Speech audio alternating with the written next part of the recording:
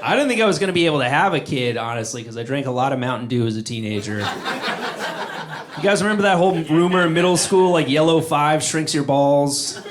And then at the same time, they show you these unwanted teen pregnancy videos. So then you're like, do the do, you know? You're hooking up with a girl, she's like, you got a condom? You're like, no, but I got a 6-pack of Code Red, that should do the trick. But between that and the weed intake, I was like, there's no way, right? So my wife, she pulled me aside. She's like, I just read this study that said that habitual marijuana use can decrease the potency of a man's sperm. She said it can decrease it by up to 30%. And so I was like, oh my God, I grabbed my weed stash. I walked over to the garbage can, pulled out an empty Mountain Dew bottle, and built the most badass gravity bong you've ever seen. Just ripping hits, yelling at my balls like an old boxing coach, you know? I was like, you're gonna throw the fight, you understand? Get a couple jabs in, make it look legit, but you're going down. They tell you when you have a kid, your sex life goes down the shitter, and that's true, but your sleep also does. And as much as I enjoy my wife, I would happily dry hump a couch cushion for the rest of my life for a 20-minute nap right now. I really would. I have one friend, he lives in the suburbs. He has 3 kids. He's so sleep deprived on his way home from work, he pulls his car into the parking lot of a supermarket, reclines his seat, and just sleeps for an hour. And I used to think that was the saddest thing I ever heard. And then I had a kid. I was like, that lucky son of a bitch.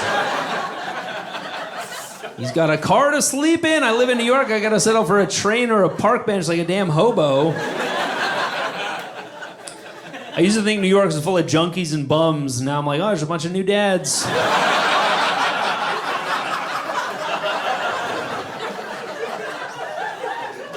Tompkins Square Park, riddled with fathers.